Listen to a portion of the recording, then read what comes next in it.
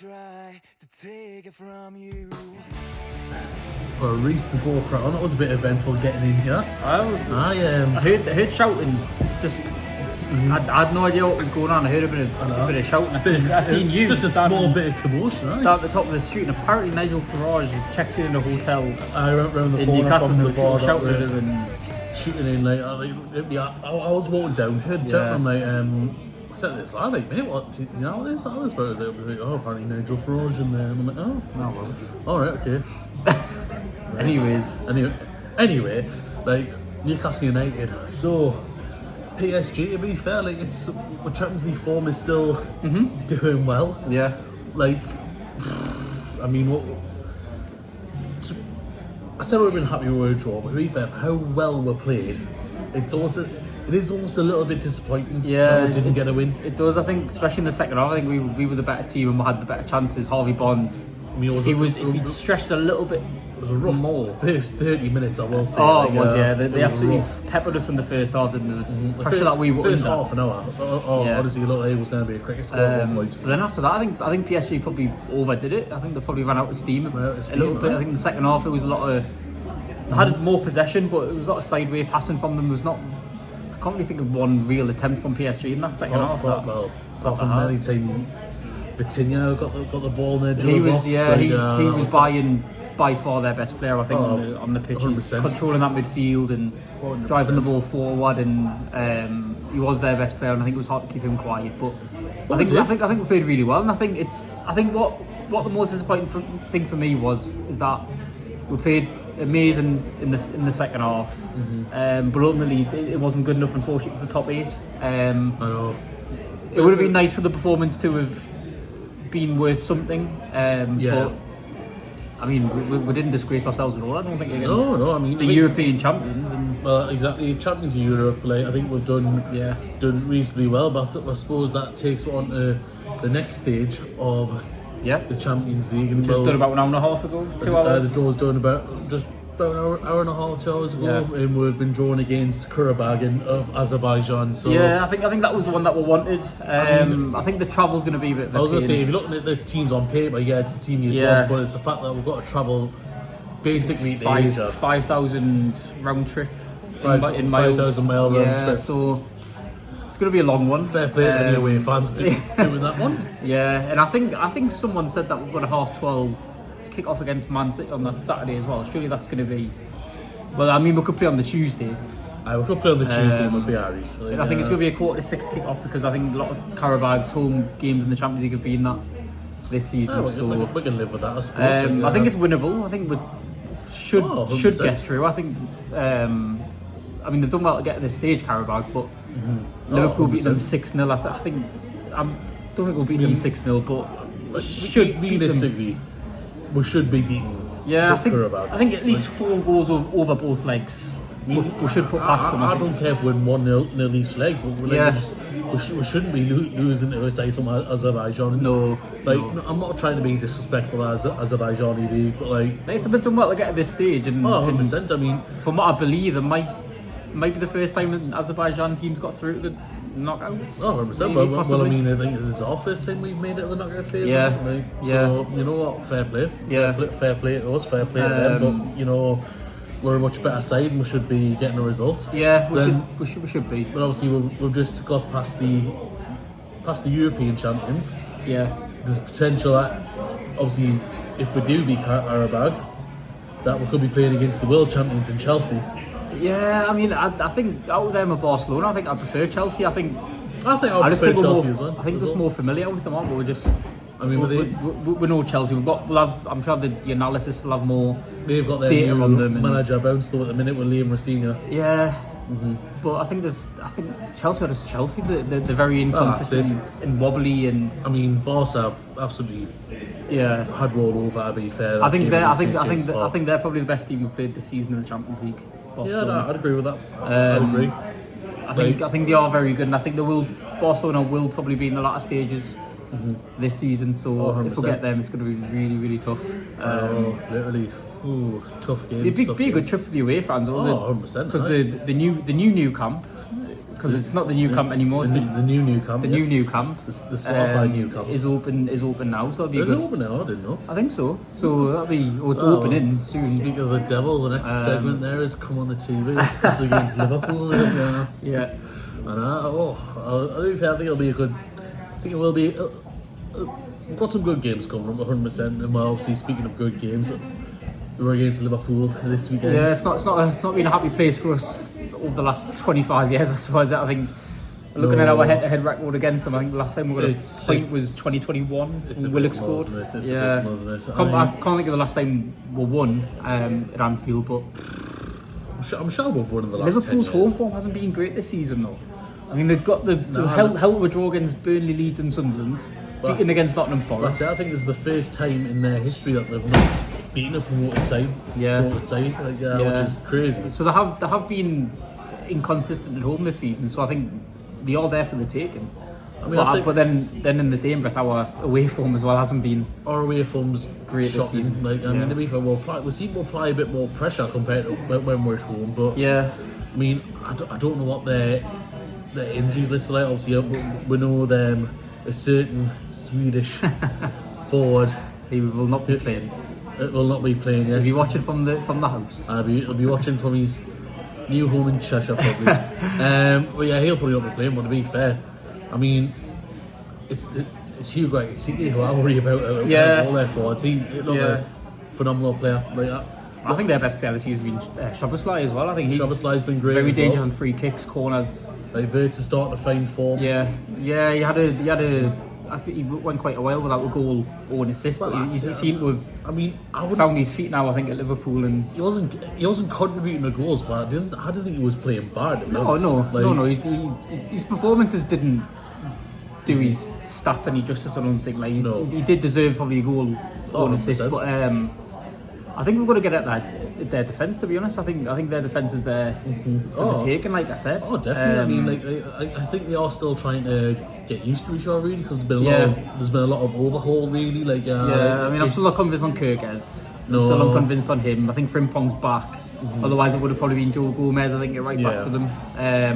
But Slott's really trying to sort of overhaul, Klopp's team, isn't he? The midfield, they've still got a great midfield. McAllister, Gravenberch, and of course, Szoboszlai if he does play there, but it's still a great side. I mean, honestly, I feel like they are there for the taking, but I think it's our injuries that are going to be the question. Bruno didn't come on, but hopefully he's all right for Saturday. I'm sure we'll find out tomorrow. Eddie Howe said today that he's not 100% sure. I'd say with Jacob Murphy, they were just they've trained. With him.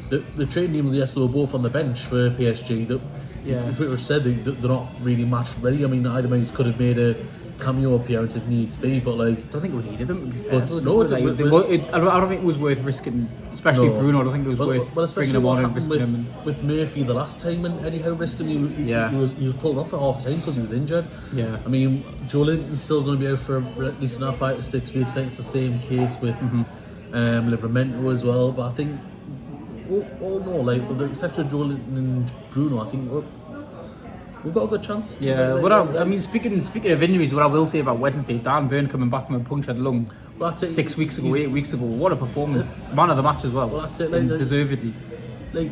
Apart from the half an hour he played in the derby, literally his last game was a Champions League game. So from Champions League game to a Champions League game, it looked like now to change from. I was going to say it looked like he'd never been away really. No, definitely not. When the captain's armband, and I think he had a brilliant game, and I think it's important that we'll have him back as well, especially because of Fabian Schär being out. Just the leadership that comes with him.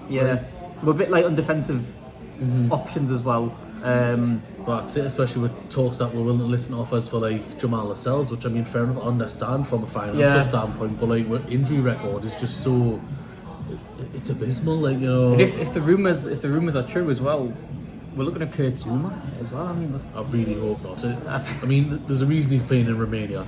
I think he left them as well. I think he left them by mutual consent. He's a free agent. He's a free agent, so he's 31 years old as well, and he kicks cats. So. Exactly. He's not the he's not the type of player I want in Newcastle United, to be honest. He's not in terms of his ability. He's not there's a reason why he left West Ham as well. Well, exactly. Like, he's not good enough for West Ham. He's not going to be good enough for. No, if he's not good enough for West Ham, he's not good enough for Newcastle. No. I think on the positive things, also we have spoke about Bruno, but it's 4 years ago today since Bruno signed. I mean, I know you've made your opinions heard a lot of times, and I know you haven't been his biggest fan over the last 4 years. I broke it down into this. I think his first 2 years were great.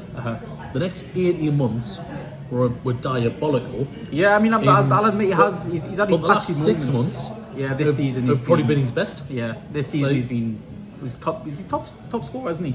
8 goals in all competitions. Maybe in all competitions. Maybe and it shows how much we miss him as well when he's not playing. Well, the fact that we've not won.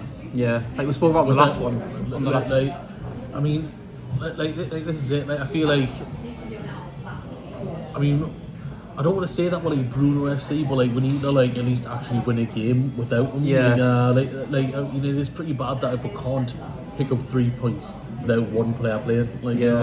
That needs to be sorted out. I suppose it happens at most clubs though. Like if Arsenal were missing Saka or Man City were missing Haaland, like their best players, I know you would notice a drop in their performance. You would notice it, but like you're dropping the performance. At the end of the day, they're still probably going to get 3 points most of the time. Yeah, because they've got other players that they bring in that are capable enough to do the job. That's what I'm saying. I'm not saying that we've got players who are the same level as Bruno. We should have players who are capable. You know. I mean, and I think obviously showed a bit we're showing in the Champions League we can do that, but in the Premier League it's a different kettle of fish. To be fair.